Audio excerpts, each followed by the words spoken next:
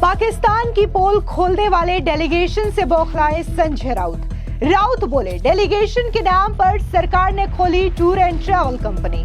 नकलची निकला पाकिस्तान। शहबाज शरीफ ने फिर से की भारत की नकल। शशि थरूर और ओवैसी से मुकाबले के लिए बिलावल भुट्टो को सौंपी कमान।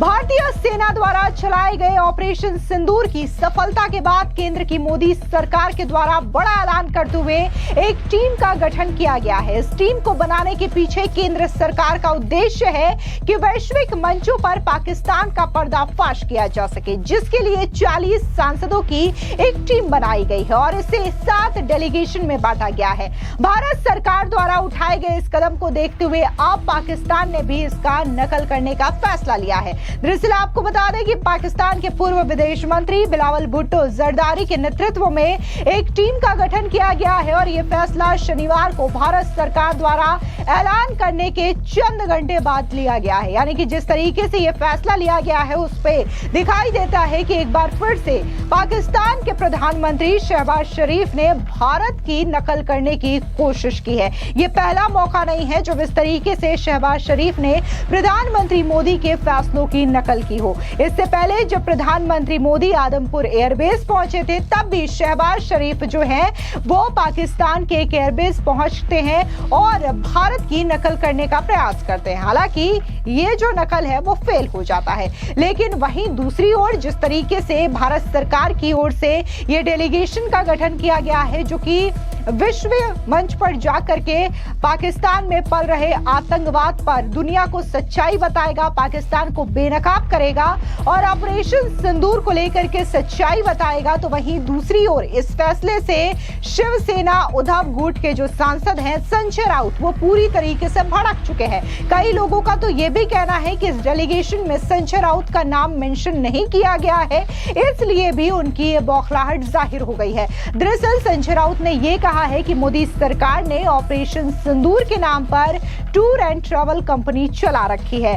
उनके जो विदेश घूमने का फायदा है वो तो दिखाई नहीं दिया। ऐसे में अब अपने तमाम सांसदों को वो विदेश की यात्रा पर ले जा रहे हैं। उनका कहना है कि इस तरीके के डेलीगेशन बनाने से कुछ नहीं होगा। विपक्ष ने स्पेशल सेशन की मांग की थी, वो तो सरकार की ओर से किया नहीं गया। सुनिए क्या कुछ संजय राउत ने मोदी सरकार के इस फैसले को लेकर के कहा। देखिए, भारतीय जनता पार्टी इस मामले में भी राजनीति कर रही है। ये ठीक नहीं है। आपको अपोजिशन का समर्थन भी चाहिए और आप अपोजिशन में स्प्लिट भी करना चाहते हैं इस मामले में। ये बहुत ही गलत बात है। सबसे पहले इस प्रकार का डेलीगेशन भेजने की जरूरत नहीं थी। क्या जरूरत? अपोजिशन ने एक मांग की थी स्पेशल सेशन कश्मीर और ऑपरेशन सिंदूर पर, वो आप नहीं करने जा रहे। वो सेशन होने के बाद आपको भेजना चाहिए था, लेकिन आप अपने मर्जी के जो एमपीज है उसका एक डेलीगेशन बनाकर भेज रहे। शिवसेना के 9 मेंबर है लोकसभा में।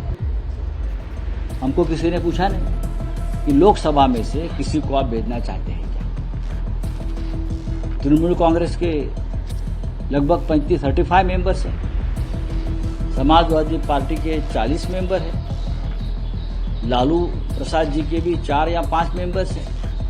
आप ऑल पार्टी डेलीगेशन की बात करते हैं तो आप सबको लेना चाहिए। हमारी दूसरी मांग ये थी कि ऑल पार्टी डेलीगेशन कश्मीर में लेके जाए। ऑल पार्टी डेलीगेशन आप ना सेशन ले रहे हो स्पेशल, ना ऑल पार्टी डेलीगेशन को हमको कश्मीर में लेके जा रहे, लेकिन विदेश घुमा रहे हो एमपीज को। क्या करेंगे जाकर? इस इशू का आप अंतर्राष्ट्रीयकरण करना चाहते हैं। इजरायल और गाजा का युद्ध चल रहा है। प्राइम मिनिस्टर नेतन्याहू ने हमारे यहाँ डेलीगेशन नहीं भेजा है, या अमेरिका में या विश्व में डेलीगेशन नहीं भेजा है। जेलेंस्की ने डेलीगेशन नहीं भेजा है ऑल पार्टी, या पुतिन ने। ये क्या कर रहे हैं लोग? हाँ, ये क्या नौटंकी चल रही है? देखिए, ये एक टूरिज्म प्रोग्राम चल रहा है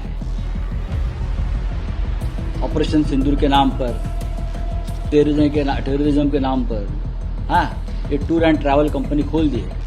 अभी जरूरत नहीं है। 2 मांगे हैं ना हमारी, स्पेशल सेशन और all party delegation to Kashmir under leadership of government. ये आप पूरा नहीं कर रहे हो और अचानक से ये उसको दो उसको एक पकड़कर आप विदेश यात्रा कर रहे हो। मोदी ने अब तक इतनी विदेश यात्रा की, वो फेल हो गए। उसका मतलब मोदी जी की विदेश यात्रा करोड़ों रुपए खर्चा हो गए, वो फेल हो गई। या आप बताइए ना, आपने क्या किया? फिर एक देश भी आपके साथ खड़ा नहीं रहा प्रधानमंत्री जी के साथ, तो ये जाने से क्या होगा हमारे लोग? उसमें मैं राजनीति नहीं देख रहा हूँ सर। अजित पवार गुट का एक ही एमपी है और पवार साहब के 8 एमपी है, करेक्ट? 8 एमपी है ना उनके। तो 8 एमपी के हिसाब से सुप्रिया जी को ये न्योता मिला है, लेकिन हमारे 9 एमपी है, लेकिन हमको न्योता नहीं मिला है। हमारे पास सरकार का ना लेटर आया है ना फोन आया है। हमको पूछना चाहिए, तृणमूल कांग्रेस को पूछना चाहिए, अखिलेश यादव जी से बात करनी चाहिए, तेजस्वी यादव जी से बात करनी चाहिए। आप नहीं कर रहे, आपके मर्जी के मुताबिक आपने चयन किया है। आपने मराठी प्रतिक्रिया में कहा कि इंडिया ब्लॉक को एक्चुअली इस डेलीगेशन में से बाइकआउट करना। नहीं, सरकार को सवाल पूछना चाहिए, जरूरत क्या है। सबसे पहले स्पेशल स्टेशन की बात की थी, वो कर लीजिए, और बाद में ऑल पार्टी डेलीगेशन जो है कश्मीर में लेके जाने की बात है वो पूरी करिए।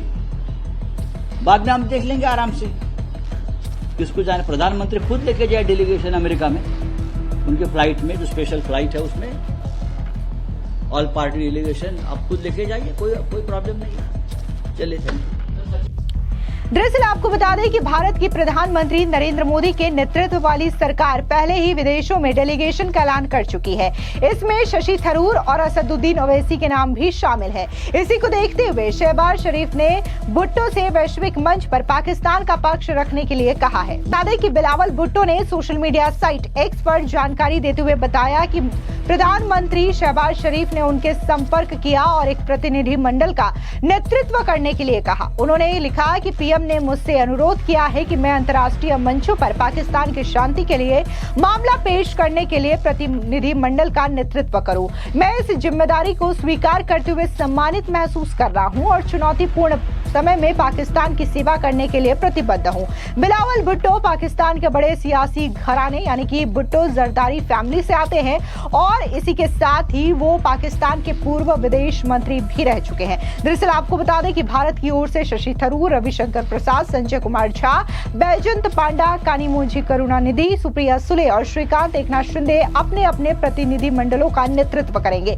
जानकारी के मुताबिक सबसे पहले 24 मई को गुयाना का दौरा होगा। ये प्रतिनिधिमंडल 2 जून तक अमेरिका पहुंचेगा और महीने के पहले हफ्ते तक वहां रहेगा। भारत के साथ जिस तरीके से ये प्रतिनिधिमंडल का गठन किया गया है, तो इसमें न सिर्फ पाकिस्तान को पर्दाफाश किया जाएगा, बल्कि वही सवाल ये खड़े हो रहे हैं कि भारत तो अपनी ओर से पाकिस्तान की जो छवि है वो दुनिया को दिखाएगा, लेकिन पाकिस्तान क्या छवि पेश करने वाला है वैश्विक मंच पे?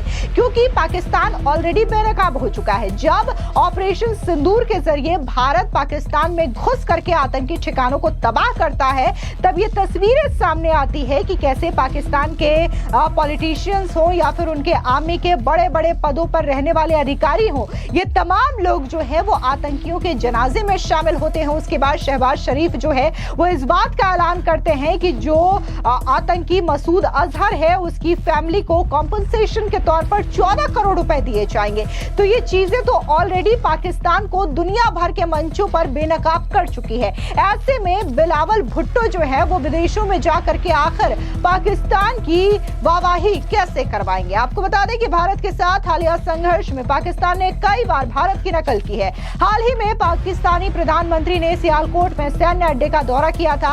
उन्होंने यह भारतीय प्रधानमंत्री नरेंद्र मोदी के आदमपुर एयरबेस जाने और जवानों के साथ बातचीत के बाद किया था। पीएम मोदी ने जवानों को संबोधित किया तो शहबाज ने भी पाकिस्तानी सेना के जवानों को संबोधित किया था, लेकिन जिस तरीके से उन्होंने अपने एयरबेस में टैंक रखे थे या फिर जो पीछे पोस्टर्स लगाए थे, उससे शहबाज शरीफ की पोल खुल गई थी, क्योंकि टैंकों पर तो घास डाल रखा था और इसके अलावा जो पीछे पोस्टर्स लगा के थे वो हवा से उड़ रहे थे। इसको लेकर के भी लोगों ने ट्रोल किया कि कम से कम पाकिस्तान इतना तो खर्च कर सकता था कि वो वो जो पोस्टर है वो 3D हो सकते थे, जिससे कि पाकिस्तान की इतनी बेइज्जती ना होती। दरअसल आपको बता दें कि पाकिस्तान और भारत में 22 अप्रैल के पहलगाम हमले के बाद तनातनी का माहौल काफी ज्यादा गर्माया हुआ है।